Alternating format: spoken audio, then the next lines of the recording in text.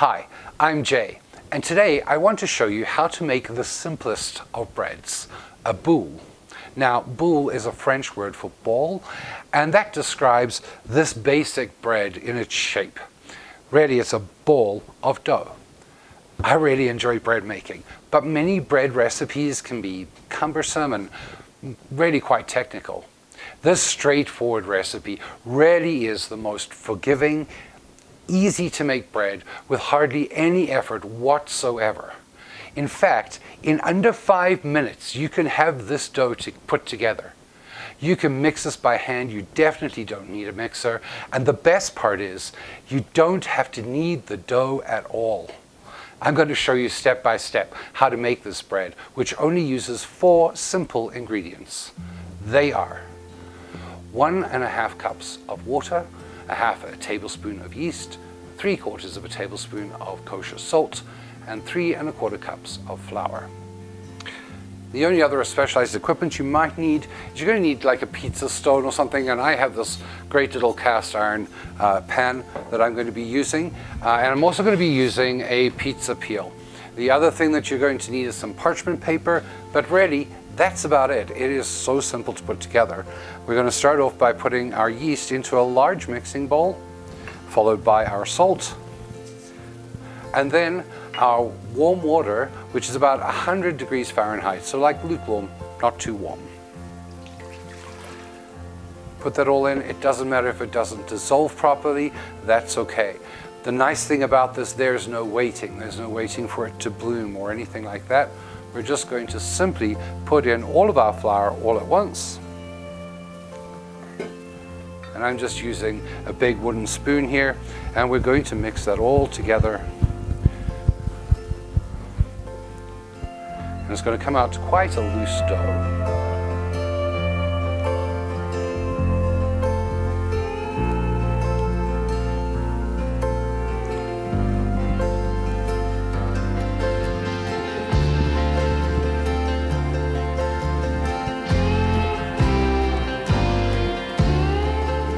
You may find that after a while you're going to have to put your hands in there.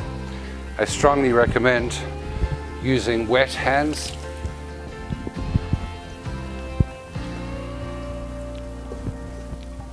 And you just basically want to get everything incorporated into that dough very easily. It does not have to be perfect.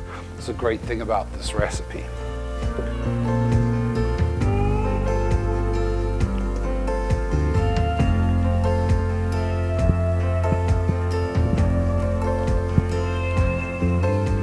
Now really, I'm just mixing this. I'm not even kneading it. It's just mixing together.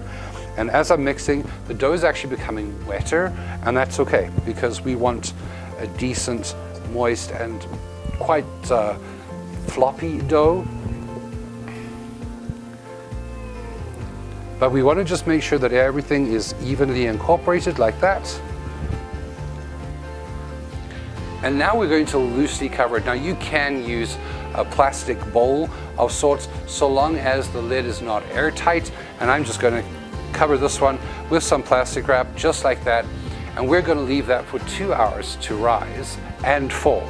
So we're going to watch it start to go up, and then it's going to fall back down. And while it's doing that, this is a great opportunity, if you're enjoying this video, to hit that like button, hit that subscribe button if you haven't already, and turn on notifications so that you know when my next video drops. So our dough has risen and dropped a little bit in just over 2 hours. The nice thing about this is it's not an exact science. You don't need exactly 2 hours. You can leave this for quite a long time. The idea here is that you don't really want to get rid of all the air in there. So normally when we do a bread, we'd be punching it down, but we're not going to be doing that. We're going to be trying to keep as much of the air in there as possible. And so what we're going to do to start is we're going to just sprinkle the top with some flour, like that. I'm going to put a little bit on my hands here, and we're going to take this out and we're going to basically fold it over onto itself, taking the top and sort of folding it underneath, and put that onto our parchment paper, which is going to be on our pizza peel. Or you could use a baking sheet if that's all you have available.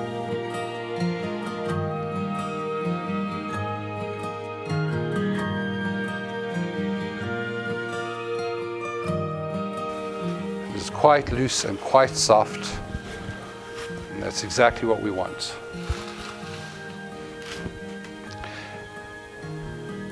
And now we're going to prepare our oven while this is rising for the next 40 minutes.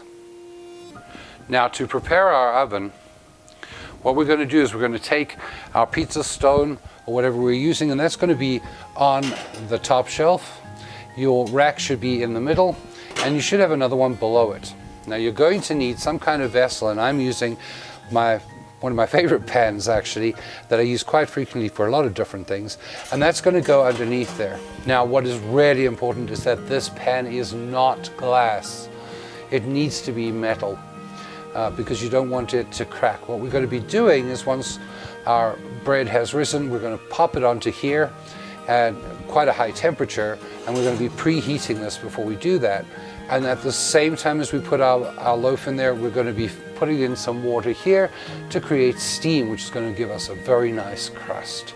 So pop those both in the oven to preheat at 450 degrees Fahrenheit while your bread is rising for the second time. Now our dough has been rising for about 40 minutes, and what you're going to do is you're going to give a good sprinkle of flour over the top again. And this is so that when we cut it, which is what we're going to do with a serrated knife, the flour will actually protect the dough so it doesn't stick to the knife and give you a nice clean cut. And you just want to give it a good draw across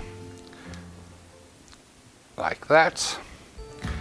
And now we're going to pop it into the oven, and at the same time we're going to create some steam by pouring water into the metal bowl that we have in there already. And the idea is to keep the oven door open for as short a time as possible.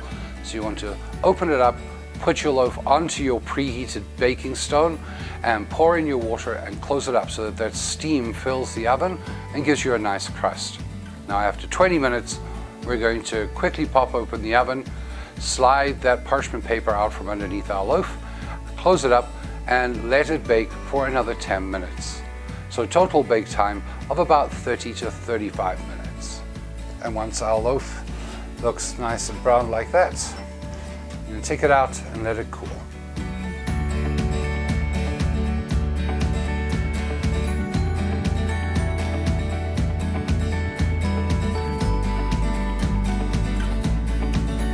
Once your bread is out of the oven, let it cool, and then you can cut it. And this loaf came out absolutely beautifully. You can dust off some of the excess flour, but the crust is beautiful and crisp, and the bread itself is just spongy and soft, and I'm really looking forward to giving this a try. So I'm just taking off a nice chunk here.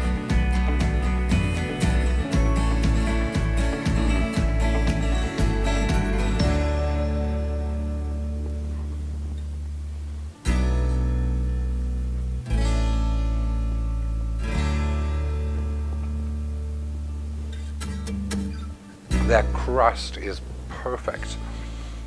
Just the right amount of chew, and the bread itself is just light and spongy and just delicious. That's an amazing bread. You have to try this. And if you do, I'd love to hear from you how it turned out for you in the comments section below. If you enjoyed this video, please remember to hit that like button, hit that subscribe button if you haven't already, and remember to turn on notifications so that you know when my next video drops.